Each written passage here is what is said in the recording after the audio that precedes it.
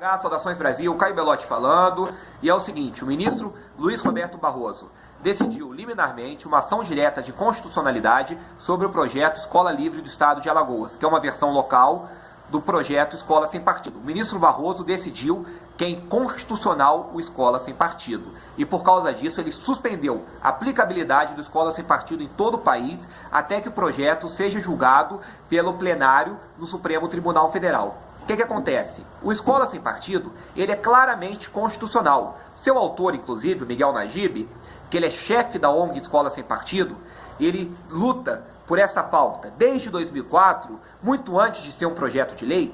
Ele é procurador do Estado de São Paulo, ele é um grande jurista constitucionalista. E todo o texto do Escola Sem Partido se baseia em leis que já existem na Constituição e nas legislações infraconstitucionais, e também no Pacto de São José da Costa Rica, que o Brasil é um dos signatários. O Escola Sem Partido, na verdade, ele só engloba uma série de coisas que já estão espalhadas pela nossa legislação e cria a obrigatoriedade de colocar em sala de aula um cartaz falando para os alunos o dever do professor. E no caso de alunos menores, colocar na sala dos professores.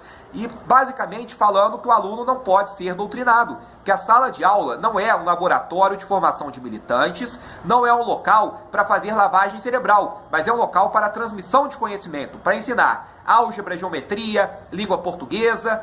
E o Escola Sem Partido também, seu artigo 2º, fala contra a ideologia de gênero, contra o ensino de determinadas pautas sexuais para as crianças que vão contra os valores da escola e também vão contra os valores da família. O Escola Sem Partido é um projeto de lei muito simples, muito aplicável, muito seguro. Não é algo nem de direita, eu diria. Tanto que tem grandes nomes da direita nacional que são contra o Escola Sem Partido, como Leonardo Olivaria, o Conde Lopê de Villanueva, porque ele fala que esse projeto inviabilizaria a doutrinação no sentido reverso, ou seja, o ensino religioso católico na escola, por exemplo. É um projeto, sim, constitucional, sem ideologia, que defende que a educação seja puramente teórica, que não trate de valores morais, pessoais dos professores ou dos alunos. Porque quem tem que tratar de valores morais é o pai, ou então, no caso, uma escola particular. Porque o professor, o pai, matricula o filho numa escola particular, ele fecha um contrato que ele vai aceitar os valores da escola. O Escola Sem Partido é válido, sim, para escolas públicas. O que acontece?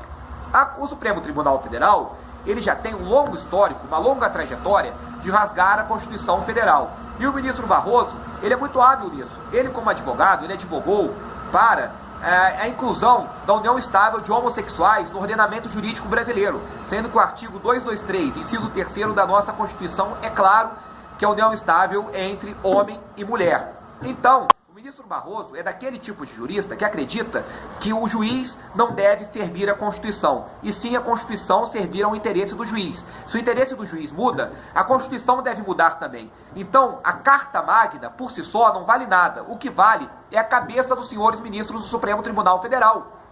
E quem entrou com essa ação direta de inconstitucionalidade foi o CONTE, que é uma associação presidida pelo Gilson Reis, que é um vereador comunista do PCdoB aqui de Belo Horizonte. Gilson Reis, aliás, que foi durante um mês só líder de governo do Calil aqui em Belo Horizonte e não conseguiu permanecer na liderança de governo porque brigou com todos os outros vereadores. Tamanha sua arrogância, seu sectarismo e sua fidelidade às ideias comunistas mais radicais.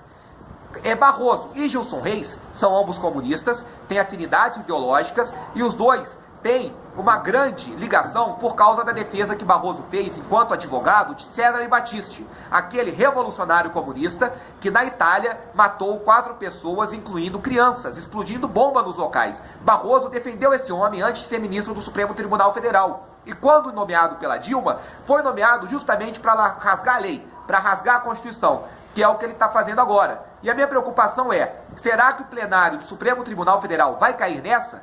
Será que um projeto de lei tão sério, tão bom, tão constitucional vai ser invalidado por causa da ideologia dos senhores ministros? É o momento de nós ligarmos para o Supremo, de nós pressionarmos, é o momento da sociedade civil se unir e se manifestar a favor do Escola Sem Partido. Porque o Escola Sem Partido, na verdade, é um projeto muito pequeno, é algo que só trata de um cartaz em sala de aula, só que é o início de uma discussão ampla sobre o problema que assola as salas de aula, que é a doutrinação, que são os professores que não cumprem seu papel de dar aula, mas sim querem formar militantes, balançadores de bandeira para o PT, PSOL, PSTU, PCdoB.